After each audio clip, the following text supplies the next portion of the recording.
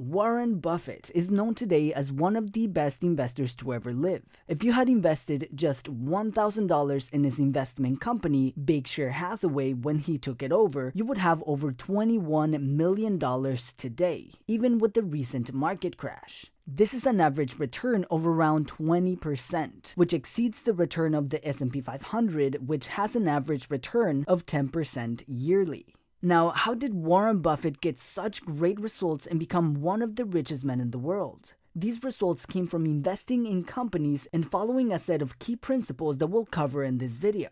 So here are the 6 investing principles of Warren Buffett. Number 1. Cash is never a good investment. This is something that goes with your philosophy today. Get out of cash and get into assets, because we don't know what's going to happen to the dollar. Well, cash is always a bad investment. I mean, when people said cash is king a year ago, I mean, that's crazy. I mean, cash wasn't producing anything, and it was sure to go down in value over time.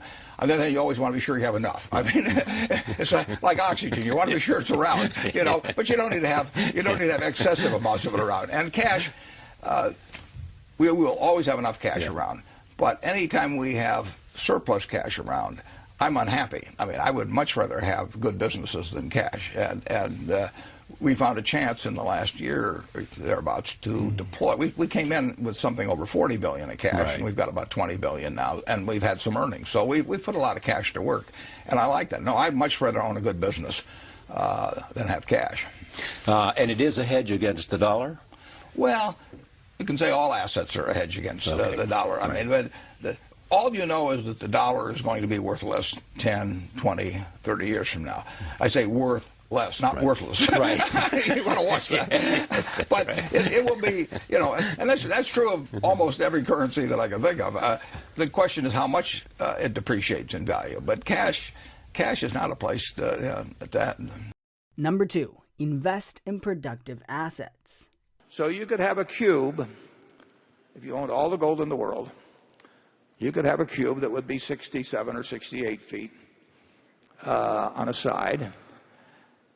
And you could get a ladder and you could climb up on top of it, and you could say, you know, I'm sitting on top of the world, and, you know, and think you're king of the world. You could, you know, you could fondle it, you could polish it, you could do all these things with it, stare at it. But it isn't going to do anything. Now, it's all you are doing when you buy that is that you're hoping that somebody else a year from now or 5 years from now will pay you more to own something that, again, can't do anything, but you're hoping that the person then thinks that somebody else will buy something 5 years later from him. In other words, you're betting on not just how scared people are now of paper money, you're betting on how much they think a year from now people will be scared 2 years from then on. The third category of asset is something that you value based on its what it will produce, what it will deliver. You buy a farm because you expect a certain amount of corn or soybeans or cotton or whatever it may be to come your way every year. And you decide how much you pay based on how much you think the asset itself will deliver over time. And those are the assets that appeal to me and Charlie. Now, there's some logical follow-on to that. If you buy that farm and you really think about how many bushels of corn, how many bushels of soybeans will it produce, how much do I have to pay the tenant farmer, how much do I have to pay in taxes, and so on, you can make a rational calculation. And the success of that investment will be determined in your own mind by whether it meets your expectations as to what it delivers. Logically, you should not care whether you get a quote on that farm a day later or a week later or a month later or a year later. We feel the same way about businesses. When we buy Iscar or we buy Lubrizol or whatever, we don't run around getting a quote on it every week and say, you know, is it up or down or anything like that. We look to the business. We feel the same way about securities. When we buy a marketable security, we don't care if the stock exchange closes for a few years.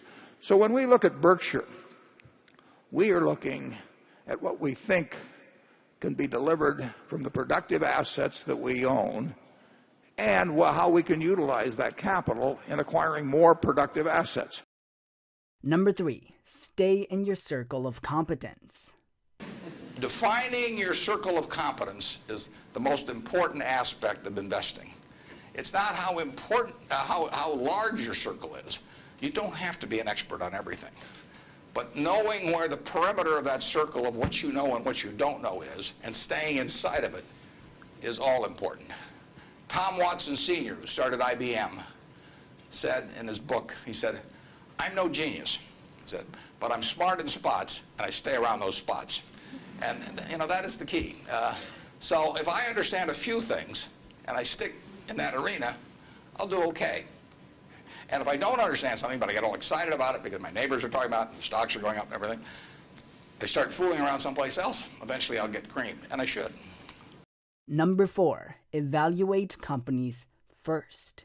You can't keep always trying. For the average person who's maybe never bought a stock before, what's your advice about that? You can't constantly sit there and wait and say, oh, it's going to go higher, it's going to go higher. We don't even think about that. What we think about is how much is it selling for, how much do we think it's worth. When we bought it at $35 billion effectively, I felt the company was probably worth at least $100 billion. How did it come to your attention? How do you find a stock like PetroChina? I sit there in my office and I read an annual report, which fortunately was in English, and it described a very good company. And told about the oil reserves, told about the refining, told about the chemicals, everything else. And I sat there and read it, and I thought to myself, this company is worth about $100 billion. Now, I didn't look at the price first. I look at the business first and try and figure out what it's worth, because if I look at the price first, I'll get influenced by that. So I look at the company first. I try to value it, and then I look at the price, and if the price is way less than what I've just valued it at, I'm going to buy it. Number 5, play big and don't waste opportunities. Omission is way bigger than commission. There's big opportunities in life have to be seized. We don't do very many things, but when we get the chance to do something that's right and big, we've got to do it. And even to do it in a small scale is just as big a mistake almost as not doing it at all. I mean, you've really got to grab them when they come, because you're not going to get 500 great opportunities. You would be better off if when you got out of school here, you got a punch card with 20 punches on it. And every financial decision you made, you used up a punch. You'd get very rich because you'd think through very hard each one. I mean, you went to a cocktail party and somebody talked about a company, you didn't even understand what they did or couldn't pronounce the name, but they made some money last week and another one like it. You wouldn't buy it if you only had 20 punches on that card. There's a temptation to dabble, particularly during bull markets. In stocks, it's so easy. You know, it's easier now than ever because you can do it online. You know, just you click it in and maybe it goes up a point and you get excited about that and you buy another one the next day and so on. You can't make any money over time doing that. But if you had a punch card with only 20 punches, you weren't going to get another one the rest of your life, you would think a long time before every investment decision. And you would make good ones and you'd make big ones. And you probably wouldn't even use all 20 punches in your lifetime, but you wouldn't need to. Number 6, invest in yourself. The best moat you can have is your own talent. You know, I mean, they can't take it away from you. Inflation can't take it from you. Right. Taxes can't take it from you. So, when I talk to students, I see these students and I tell them, you know, you're $1 million asset. I would pay you $100,000 the MBAs for 10% of the earnings for the rest of your life. So that makes you $1 million asset. Now, if you can do something to increase that value 50%, if you can learn to communicate better verbally or in written form, and you become 50% more, that's $500,000 just by improving yourself. I mean, nobody can take that away from you. And so I urge everybody, you know, I talk to them in high school about this and colleges, just develop the habits. You've got the brain power, you've got the energy, but develop the habits of success and look around you at the people that you admire, you know, and list what makes you admire them compared to somebody else that looks equally strong or equally talented.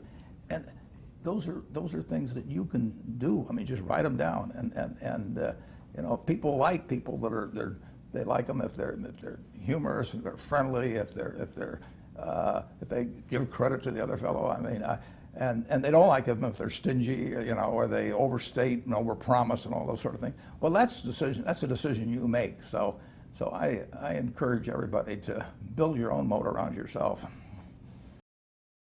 Alright guys, I wanted to start this series for us to learn from some of the most successful people in the world and absorb their knowledge every single week. In the comments below, let me know who would you like me to cover next in our 6 Rules of Money series. If you like this video, make sure to give it a thumbs up, it really helps us with the YouTube algorithm, and as always, thank you for watching, and I will see you in the next video.